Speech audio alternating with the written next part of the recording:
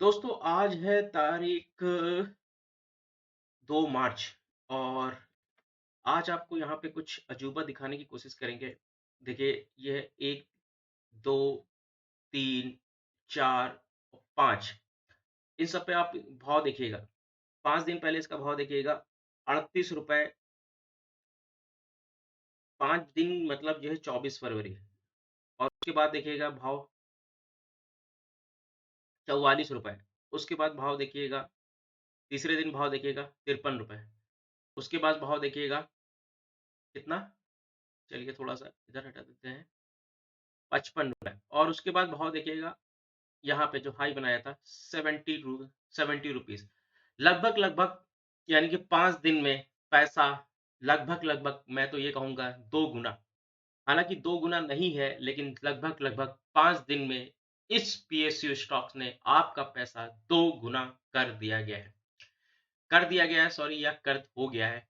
एक ऐसा स्टॉक है पीएसयू का आज उसके बारे में डिस्कस करेंगे, क्या आपको इसमें पोज़ीशन बनानी चाहिए और आखिर इसमें तेज़ी है, क्यों है? देखिए, तेज़ी का अगर गवर्नमेंट सेक्टर में अगर हम पीएसयूज़ के स्टॉक्स के बारे में बात करें, तो उसमें जो तेज़ी बनी है, वो कहीं न कहीं कुछ जो सरकार की तरफ से कम्युनिकेशंस हो रहा है, उसको लेकर के हुआ है, ठीक है?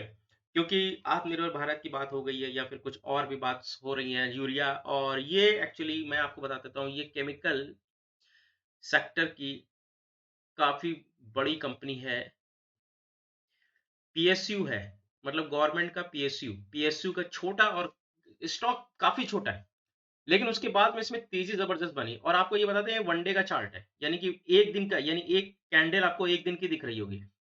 सारी की सारी कैंडल 1 दिन की दिख रही है और उसके बाद इसमें काफ़ी ज़बरदस्त तेज़ी बनी है।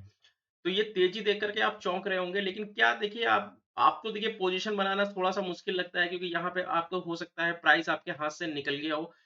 लेकिन चलिए अगर हम इसमें थोड़ा-सा हम पीछे जाएँ और इसके वीकली चार्ट पे जाएँ और वीकली चार्ट में हम देखेंगे तो तब भी आपको पोज़ीशन काफ़ी जो मुश्किल लगेगा क्योंकि वीकली चार्ट पे ये स्टॉक्स काफ़ी ज़्यादा हाई लेवल को पार कर गया है और इसमें भयानक तेज़ी आई है और उस तेज़ी के बाद इसमें कंटीन्यूअसली कहीं न कहीं जो है इसमें आपको प्रॉफ़िट बुकिंग या मुनाफ़ा वसूली होते हुए दिखेगी।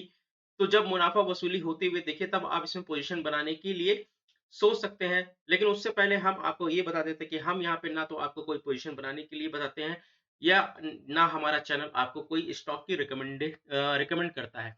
हम यहाँ पे आपको सिर्फ़ स्टॉक्स के बारे में एज़ इट इज़ उसका रिप्रेज़ेंटेशन बताते हैं। तो ठीक है, तो चलिए ये हम बात करते हैं। चलिए आपको एक कंपनी का नाम अभी बताता हूँ लेकिन प्राइस और ये मूवमेंट देख कर के तो लगभग-लगभग सभी लोग जान चुके होंगे, ये मैं किन स्टॉक्स के बारे में बात कर रहा हूँ।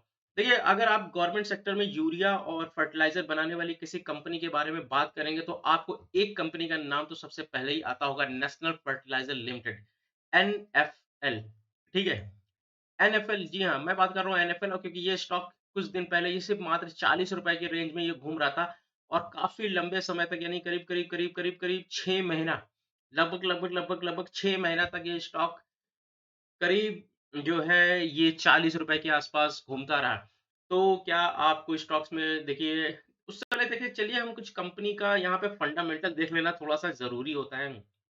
वो ज़रूरी इसलिए होता है क्योंकि यहाँ पे कंपनी के बारे में जानना ज़रूरी होता है। देखिए कंपनी जो है मार्केट जो कैप है मात्र 3162 करोड़ की है। पी इसका 8 है। आरओसी जो है करीब 5.69% है। करंट प्राइस जो है आज जो है करीब जो ₹65 पे लगभग-लगभग क्लोजिंग हुई थी यानी ₹64 पॉइंट पे। बुक वैल्यू 42 का है और आरओसी 93 का है। देखिए डिविडेंड देती कंपनी है, ये मानना पड़ेगा आपको। ये डिविडेंड देती है और लास्ट वीक भी इसने डिविडेंड दिया था। गवर्नमेंट पीएसयूज़ जो कंपनीज़ है ऑलमोस्ट लगभग सभी डिविडेंड पेयी कंपनी है और डिविडेंड देती हैं। चलिए यहाँ पे कुछ प्रॉफिट एंड लॉस के बारे में देखते हैं। तो कंपनी का जो प्रॉफिट एंड लॉस स्ट्रक्चर है यहाँ पे अगर हम देखें, तो जो अभी करंट है वो करीब-करीब 10,908 करोड़ का जो इसमें रेवेन्यू है इसका प्रॉफिट नहीं है और जो कंपनी का ऑपरेटिंग प्रॉफिट मार्जिन है करीब 1,000 करोड़ के आसपास का अभी ऑपरेटिंग प्रॉफिट मार्जिन है। और अगर इसमें परसेंटेज में अगर इसका निकालते हैं वो 9% की आती है। अदर इनकम -344 है और ये जो स्टॉक्स है नेट प्रॉफिट मात्र माइनस, देखिए अभी ये लॉस मेकिंग कंपनी है, देखिए यहाँ पे आप देखिए माइनस में था यहाँ पे, तो ये आपको देखना पड़ेगा यहाँ पे इसने ये लॉस किया है, लेकिन ये पीएसयू है कि ये मान के चल सकते हैं कि यहाँ पे अभी आपका पैसा इतनी जल्दी शायद अगर डूबेगा तो शायद इतना जल्दी नहीं डूब सकता है, तो आप यहाँ पे थोड़ा सा एक भरोसा मान के चल सकते हैं।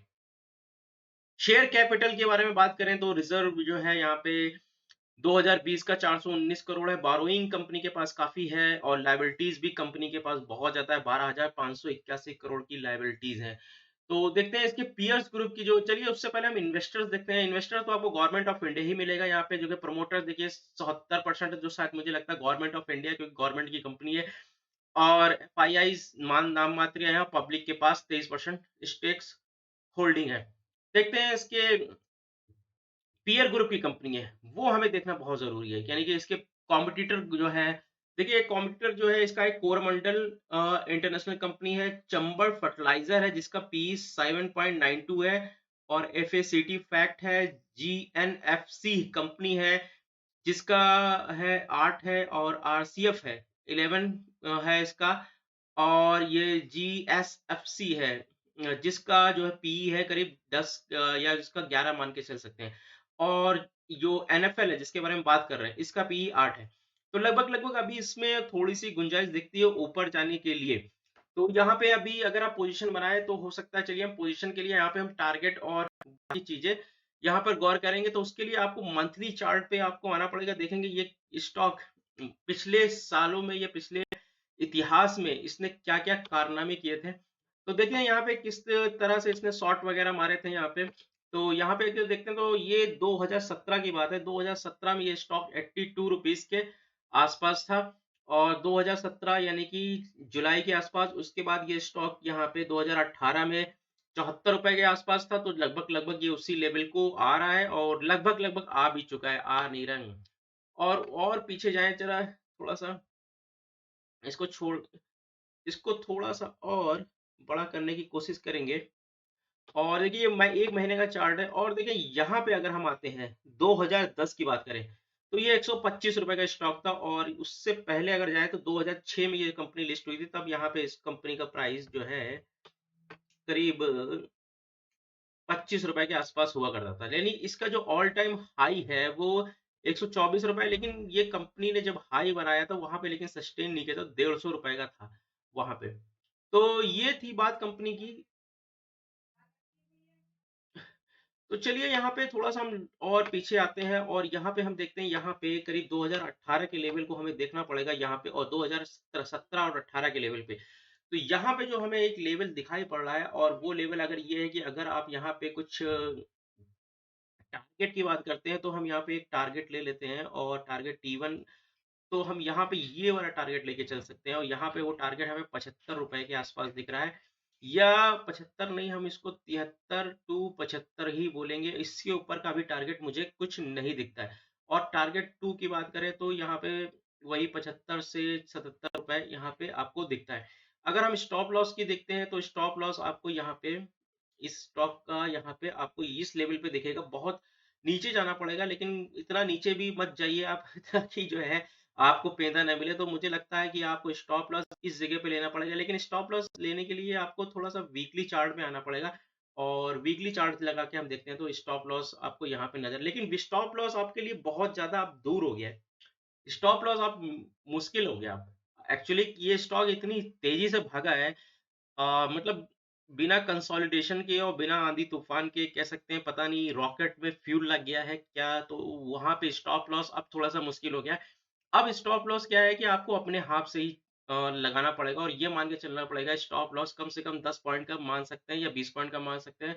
तो अगर आप स्टॉप लॉस लेते हैं तो मेरे हिसाब से कम आप 60 रुपए का स्टॉप लॉस ले लीजिए, या आपको 55 रुपए का आप थोड़ा सा और स्टॉप लॉस ले सकते हैं, या 50 रुपए का ले सकते हैं, क्योंकि स्टॉक ऑलरेडी इतना ज्यादा भाग चुका है, कहीं आपको स्टॉप लॉस नजर ही नहीं आ रहा है। तो स्टॉप लॉस अगर आपको दिख रहा है तो 40 रुपए का दिख रहा है, आप 40 रुपए का इतना स्टॉप लॉस लेंगे तो बहुत ज्यादा लेट हो जाएंगे। तो मेरे हिसाब से आप जो है कम से कम जो है 60 रुपए का आप स्टॉप लॉस लेकर के चले, इसमें पोजीशन बनाए। और जो लेकिन जो टारगेट दिख रहा है वो टारगेट बहुत ज्यादा नहीं दिख रहा है, टारगेट आपको 75 रुपीज के आसपास दिख रहा है। बाकी आपकी मर्जी है, आप जो है खुद पोजीशन बनाना चाहते हैं तो अपने हिसाब से बनाएं। अपनी रिसर्च करके बताएँ। बाकी अभी के लिए इतना ही रखते हैं दोस्तों। अगर ये वीडियो अच्छा लगा है तो लाइक कर दीजिएगा, भाई का चैनल सब्सक्राइब कर दीजिएगा। मार्केट को समझिए, मार्केट को समझता है पैसा तो बनता है। धन्यवाद।